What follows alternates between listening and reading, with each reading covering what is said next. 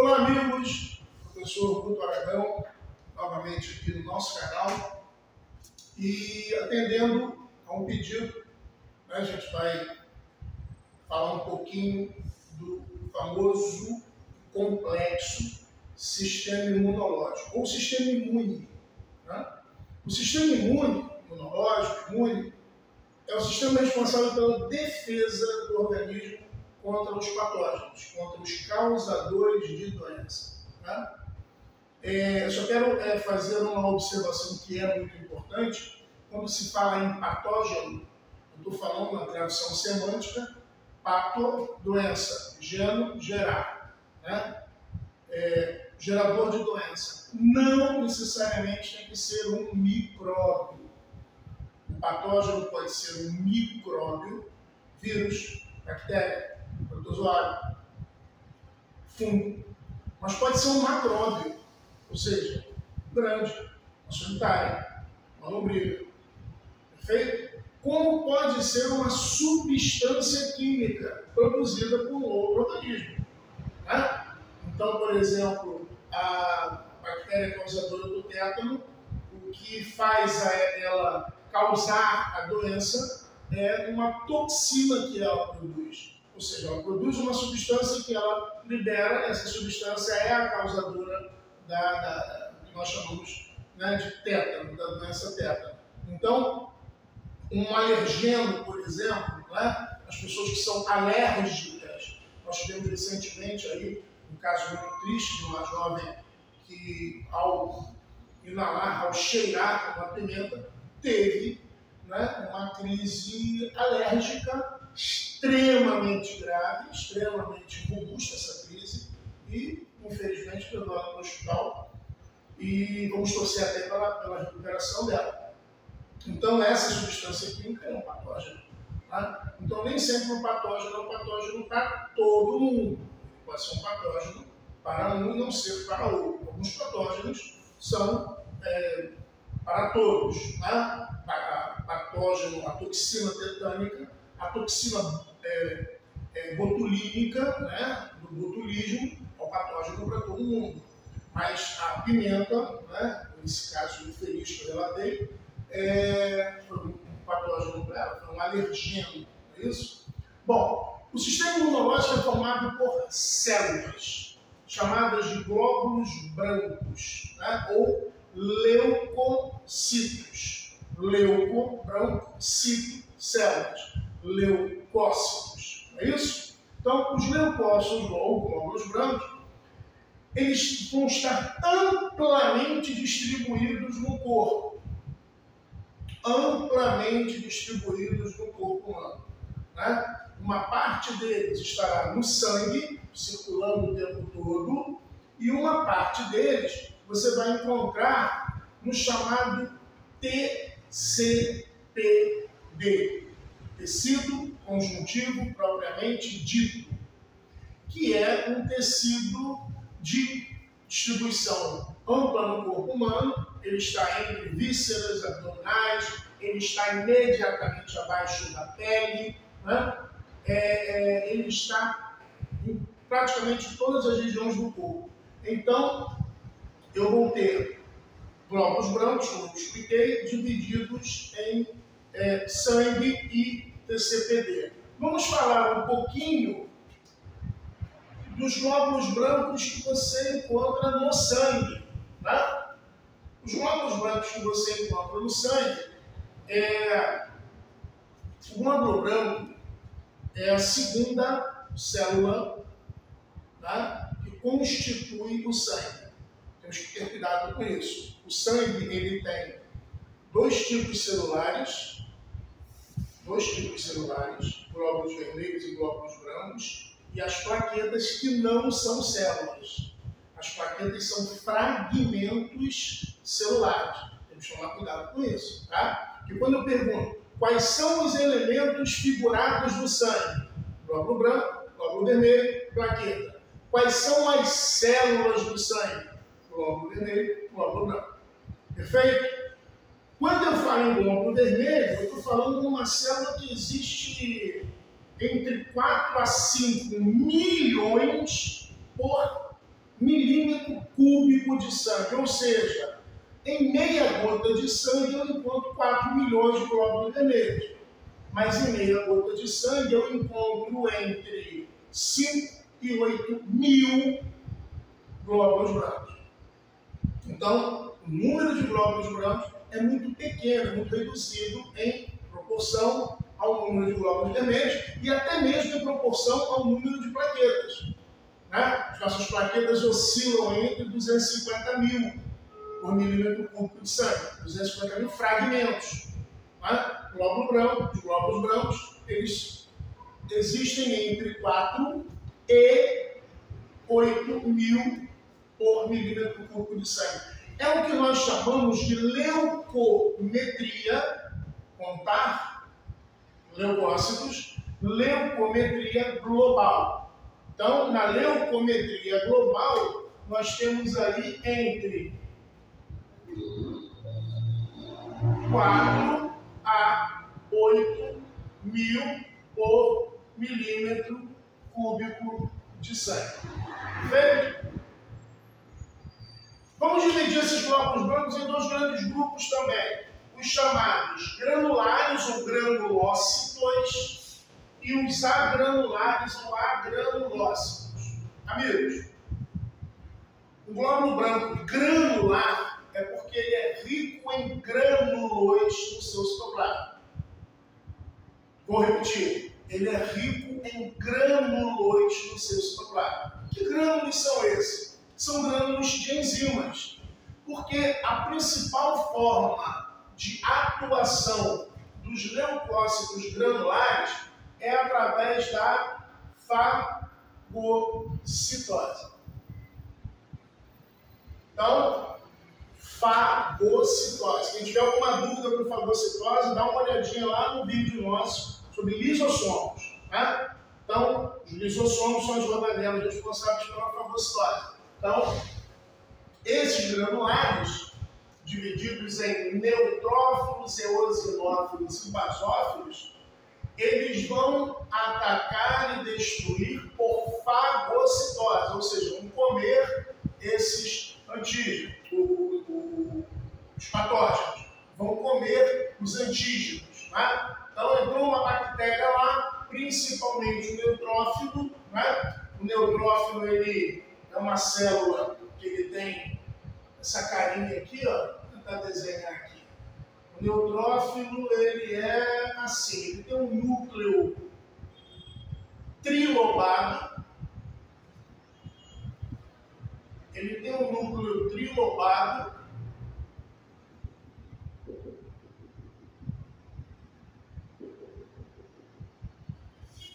E muitos grãos de enzimas no seu citoplasma. Só para a gente ter uma ideia, os neutrófilos são mais ou menos 55% de todos os glóbulos brancos. Né? De todos os glóbulos brancos, neutrófilos são mais ou menos 55%. Depois vem os eosinófilos, 2 a 4%, os basófilos, 1 a 2%, e aí passamos para os agranulares. Os agranulares são aqueles, ou agranulócitos, são aqueles que não fazem a fagocitose. Bom, aqui eu tenho que chamar a atenção, porque aqui tem umas questões muito interessantes. Né? Eu vou deixar um pouquinho de lado os monócitos, daqui a pouco eu falo neles, mas eu vou direto aqui para os linfócitos, que é assunto sempre de questões de vestibular, é assunto sempre de questões de concurso. Os linfócitos. Eu vou dividir os linfócitos em dois grupos. Linfócito T, linfócito B. T de tatu, B de bola. Qual é a função dos linfócitos B de bola? Os linfócitos B, eles são produtores de anticorpos.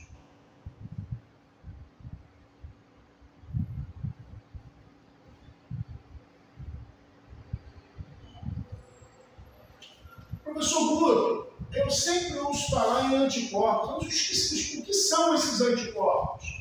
Os anticorpos são proteínas especiais especiais e específicas que vão neutralizar, destruir ou até mesmo, em algumas situações, marcar um antígeno para que ele possa ser fagocitado.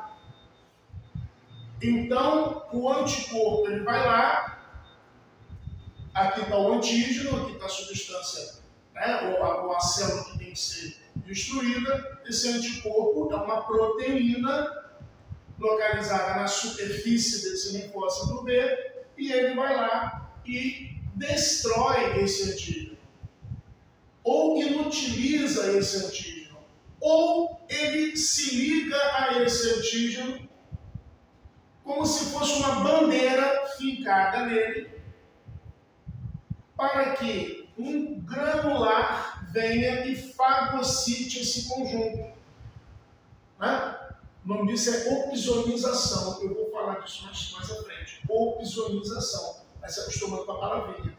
Opsonização. Marcar um antígeno para que ele seja fagocitado. Então, o anticorpo, ele é específico. Não esqueçam mais isso. Ele é específico. Uma vez ele existindo dentro do teu sistema imunológico, ele atacando um antígeno, né, você provavelmente não terá mais uma outra infecção produzida por aquele mesmo antígeno, porque agora você já vai ter aquilo que a gente vai chamar de memória imunológica. Mas já já a gente vai aprofundar esse detalhe. Bom, então eles são produtores de anticorpos. Proteínas específicas que destroem, que inativam ou opsonizam antígenos. E os linfócitos T? Bom, vou chamar a atenção de vocês para o seguinte. Eu tenho 3 categorias de linfócitos T. O primeiro é o T citolítico. Esse é o que mais tem sinônimo dentro da biologia. Tá? Esse é o que mais tem sinônimo dentro da biologia. O citolítico, muitos autores chamam de T-killer, T-citotóxico, T-matador, e por aí vai na mesma linha de raciocínio. O que esses linfócitos T citolíticos fazem? Eles destroem células tumorais, células cancerígenas e, infelizmente, células transplantáveis. Quando você faz uma cirurgia de transplante de um órgão qualquer, né? Por que nem todo mundo pode doar para todo mundo? Por que a coisa não pode ser feita, né, do jeito que gostaríamos que fosse? Porque as células têm marcadores próprios, né? São chamados glicocálix. Então, dá uma olhadinha lá no nosso vídeo de membrana plasmática, que tem lá o glicocálix. E esse glicocálix ele pertence a um organismo que o reconhece como sendo um componente próprio dele. Quando eu pego esse órgão e coloco em outro organismo, mesmo com toda a compatibilidade possível, né, o organismo receptor ele pode não entender que aquele órgão veio para salvar a vida. Então, os linfócitos T citolíticos vão lá e atacam. É a famosa rejeição ao transplante. Né? Por isso, inclusive, o paciente ele tem que receber doses, né, de imunossupressores, né, para tentar baixar um pouco a imunidade dele, para que o organismo comece a se acostumar com aquele novo órgão, né, progressivamente. Por isso que você vê as pessoas transplantadas usando máscaras, né, medicação para diminuir a imunidade, ela torna ela vulnerável a pegar uma gripe, a pegar uma outra doença qualquer. Então, o T citolítico, né, ele vai destruir células tumorais, células cancerosas. Ah, mas então por que nós temos câncer? Se nós temos uma célula que ataca? A pergunta é muito pertinente. O tempo todo, né, principalmente naqueles tecidos que têm alta atividade mitótica, né, alta atividade mitótica, vamos olhar o nosso vídeo sobre mitose. Alta atividade mitótica, quanto mais um tecido se multiplica, maior a chance de um erro. Surge um erro pontual aqui, uma célula diferente, uma célula neoplásica, né? Uma nova forma. E pode levar isso aí. Né? Mas, se esse surgimento for um bloco, for um monte de uma vez, pode ser que o organismo não consiga dar conta disso aí. A velocidade de multiplicação das células cancerígenas, ela acaba sendo superior à capacidade de ataque dos linfócitos T. Então, temos que entender que nós temos mecanismos para inibir a produção de células tumorais, células cancerígenas, mas tem um limite. Né? Qualquer pessoa pode ter câncer de pulmão. Qualquer pessoa. Perfeito? Basta ter pulmão. Por que o fumante tem mais chance? Porque ele produz uma quantidade maior ao fumar, ele instiga, ele fomenta uma produção maior de células defeituosas que estão sendo atacadas pelas substâncias químicas do cigarro. E aí, o fumante ele tem maior probabilidade de ter câncer de pulmão. Significa dizer que todo fumante vai ter? Não. Significa dizer que o não fumante nunca vai ter? Não. Mas significa dizer que a probabilidade é maior quando você fomenta uma atividade neoplásica. Perfeito? Bom, e aí, demediador, amigos, o sistema imunológico ele precisa ser ativado.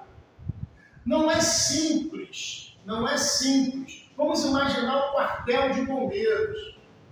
O bombeiro está sabendo que tem um prédio pegando fogo? Não. Alguém tem que ligar e avisar, tem um prédio pegando fogo. Aí eles vão lá apagar o incêndio. Correto? Se ninguém ativar o sistema imunológico não vai fazer nada, vai ficar quieto no canto dele. Então existe um linfócito que é o T mediador, olha o nome, mediador, ele vai mediar a resposta imune. O que ele faz? Mediar a resposta imune. Ele é conhecido também pela sigla linfócito CD4.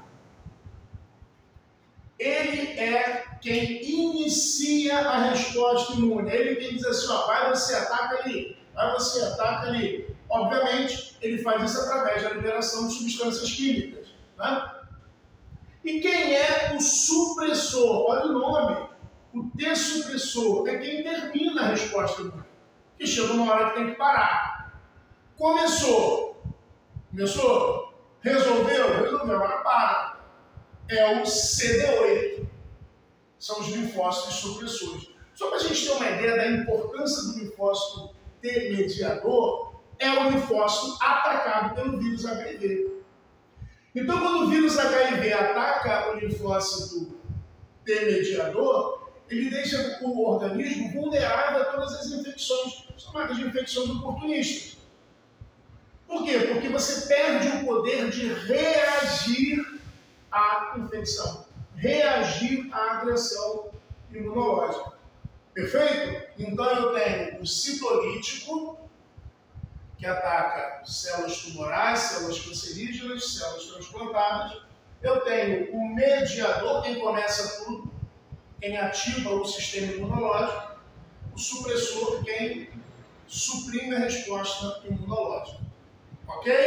Então, espero que vocês tenham entendido bem essa parte e já no próximo vídeo a gente vai vir para o lado do tecido conjuntivo propriamente dito. Valeu, gente? Grande abraço!